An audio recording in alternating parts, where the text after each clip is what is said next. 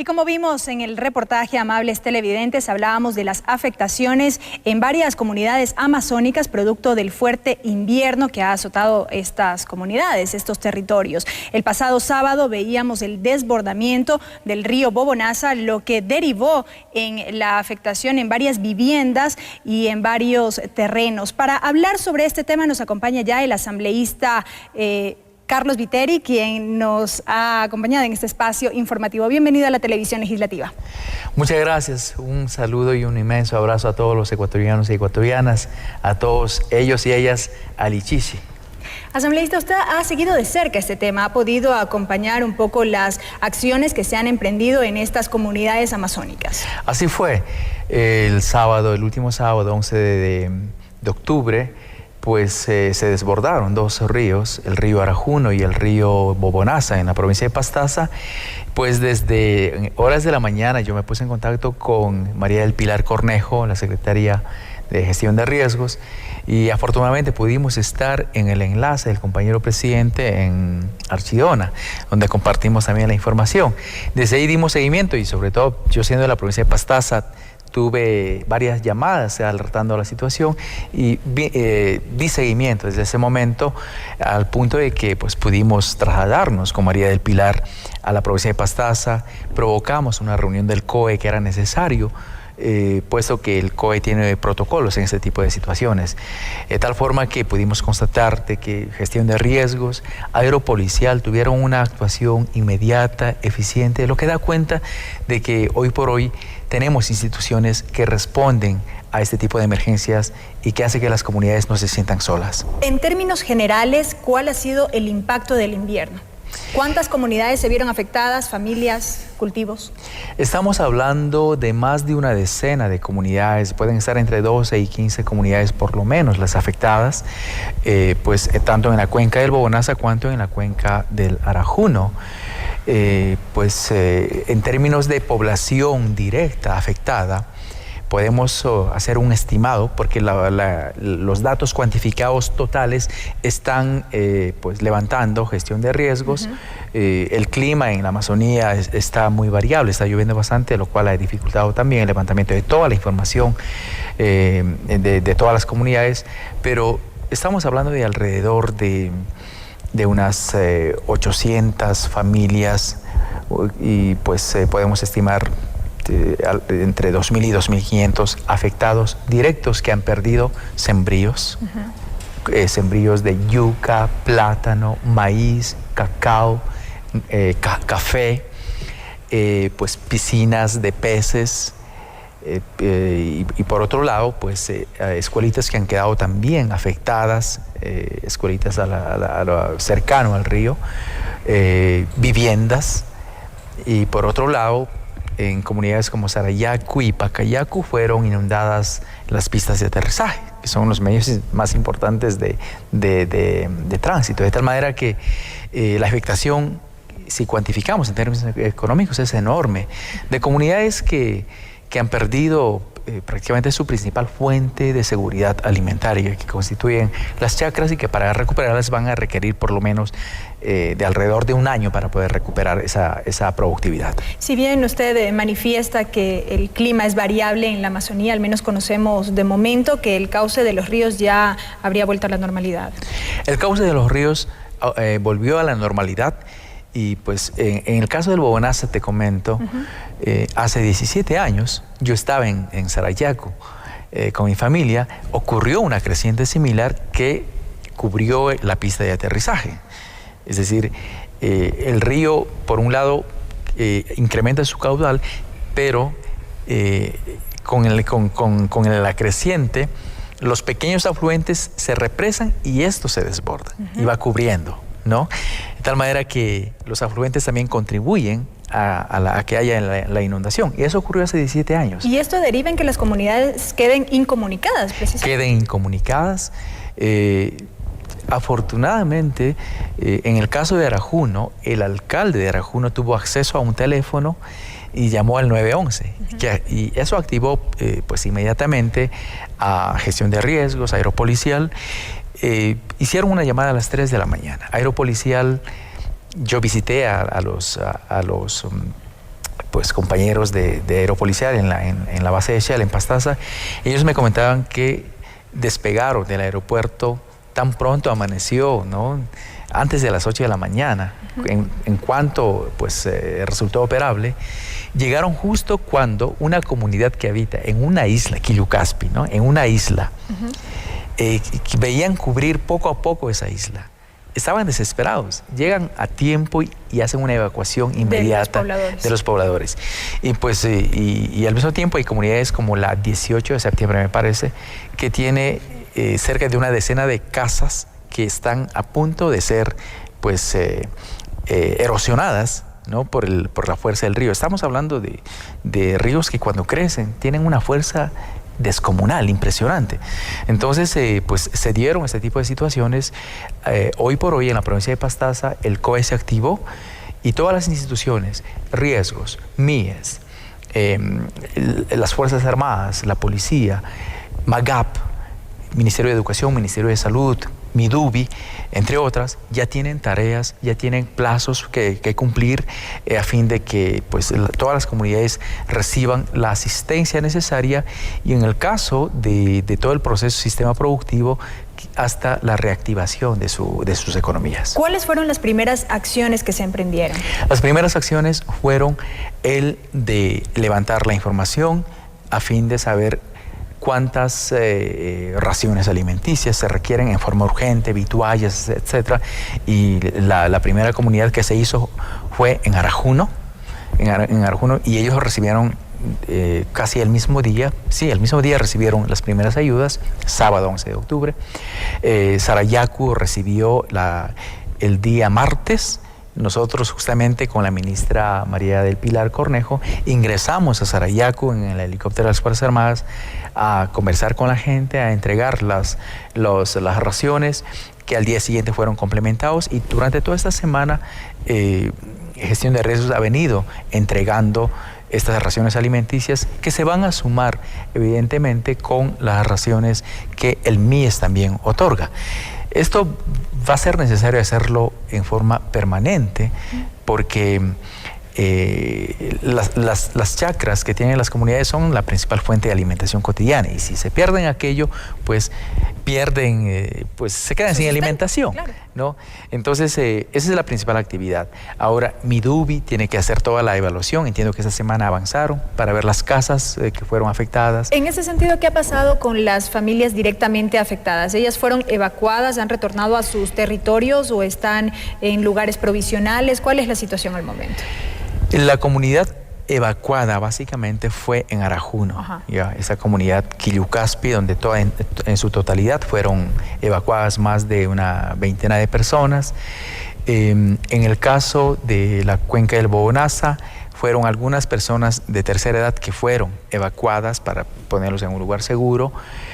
Hay como 2 casas que fueron arrasadas totalmente, pero otras quedaron inundadas y quedaron afectadas en su estructura, lo que quiere decir que va a haber que reemplazar esas casas, ¿no? Ahí la tarea del Midubi. Ahí la tarea del Midubi en hacer la evaluación y un tema importante que hablamos en el COE es que hoy por hoy el tema de la declaratoria de emergencia ha cambiado muchísimo. Ya no es competencia del COE, sino cada institución, incluyendo los GATS, tienen la responsabilidad de hacer una evaluación y con base a esa evaluación declarar en emergencia la intervención en su ámbito de acción en determinado territorio. Esto está pendiente.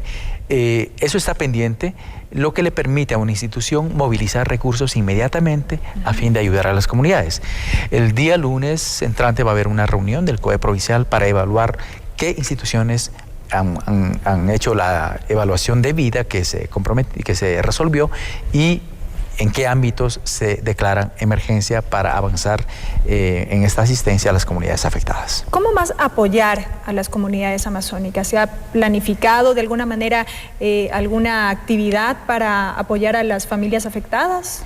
Bueno, el apoyo también incluye otros ámbitos como la salud, ¿no? Y de hecho el Ministerio de Salud también pues ya tiene su tarea ¿no? En relación específica a los efectos de las inundaciones. Pero más allá de eso, si bien las acciones urgentes, las raciones alimenticias, pues sirven para el momento de la urgencia, va a ser necesario un acompañamiento pues más permanente para que las personas puedan pues a recuperar sus viviendas, recuperar sus cultivos, requerirán seguramente algunos recursos económicos a futuro estas familias, a fin de que pues se apoyen para la reactivación productiva. Necesitarán también pues herramientas, por un lado, asistencia técnica, recuperar sus cultivos de café, cacao, que son destinados básicamente al mercado, las piscinas de las especies que la gente usa tanto para su autoconsumo cuanto para poder también comercializar.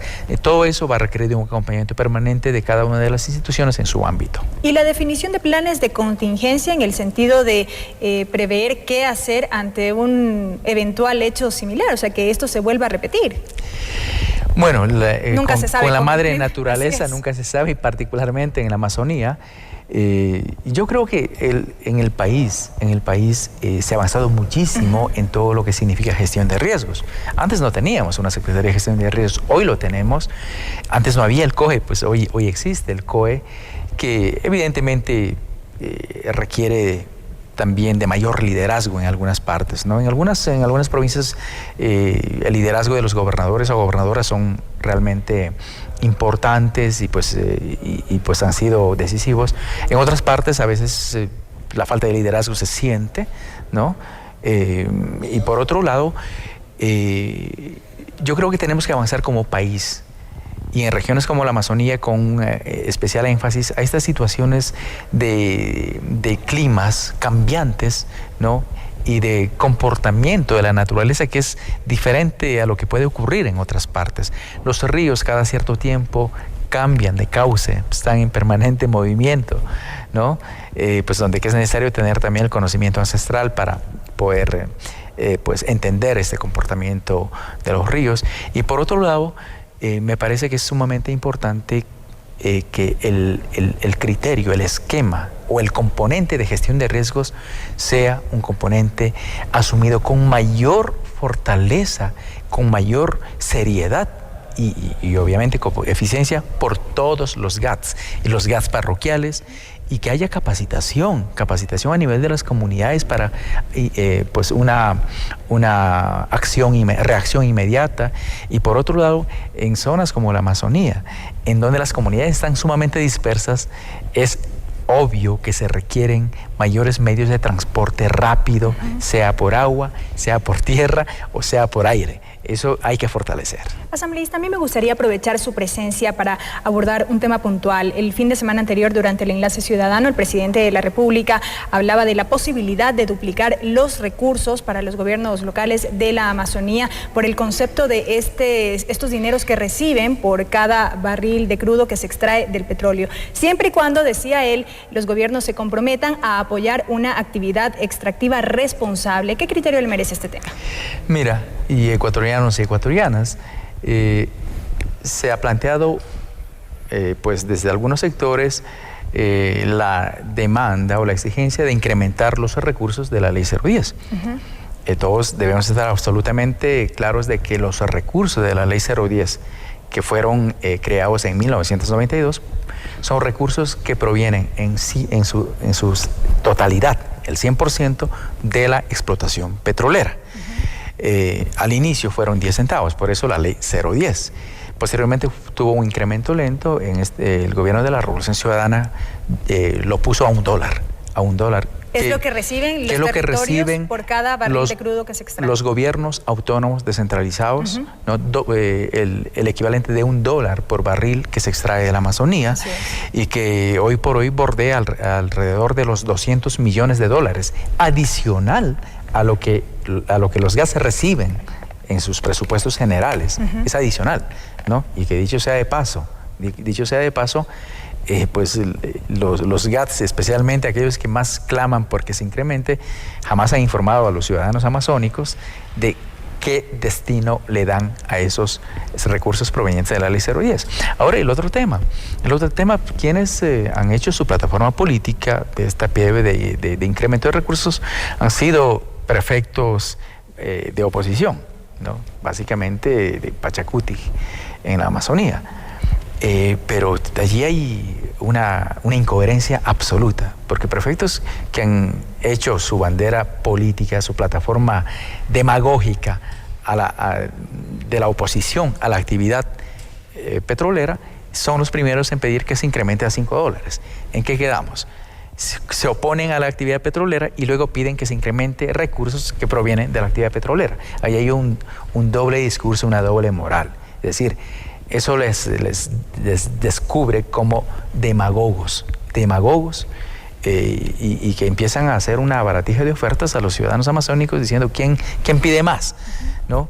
Cuando su tesis ni siquiera tiene consenso a nivel de los amazónicos. Es una tesis absolutamente unilateral de tres prefecturas, ¿no? De 3 o 4 prefecturas, de tal manera que, o sea, ya basta de tratar las cosas de esa manera tan demagógica, con ese doble discurso. El presidente tiene absoluta razón de decir que los GATS, la condición es que los GATS reconozcan y se comprometan a apoyar el aprovechamiento responsable de los recursos naturales a fin de que haya un incremento. Yo creo que esa es la posición correcta, y dicho sea de paso, la gran mayoría de los habitantes amazónicos, casi la totalidad de los ciudadanos amazónicos y más los GATS amazónicos están apoyando la tesis del presidente de la República.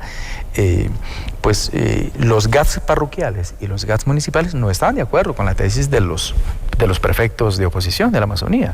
Entonces, los prefectos de la oposición están pretendiendo imponer una tesis que es suya, que no tiene consenso, que no tiene legitimidad a nivel de los diversos actores y sectores sociales de la Amazonía. De tal manera que el tema hay que tratarlo con mucha seriedad desde la coherencia de que en la Amazonía los recursos que se están invirtiendo y que en este gobierno se ha incrementado enormemente son gracias a una responsable actividad petrolera que hace justicia histórica devolviendo a la Amazonía recursos que siempre debieron ser puestos al servicio del buen vivir de los amazónicos. De tal manera que, aparte de eso, es muy importante que esta discusión no se limite a la parte presupuestaria. Es importante poner en práctica aquello que el artículo 250 de la Constitución establece, que nuestra Amazonía es la circunscripción territorial especial por toda la trascendencia y relevancia que tiene nuestra biodiversidad, nuestros recursos naturales, toda la diversidad cultural. De tal manera que el tema presupuestario tiene que estar debatido en una integralidad a fin de que la Amazonía tenga esa planificación integral recogida en una ley especial para que abarque en su integralidad toda la problemática. Y el conjunto de necesidades. Todo el conjunto de necesidades y toda la visión de futuro de nuestra Amazonía. Y son los argumentos expresados por el asambleísta Carlos Viteri, quien nos ha acompañado en este espacio de noticias. Gracias por su presencia, asambleísta. Muchas gracias, un abrazo a todos y a todas y a Lituta. Amigos, es momento de una breve pausa, no se vayan, enseguida continuamos con más de nuestra asamblea, el informativo de la Televisión Legislativa del Ecuador.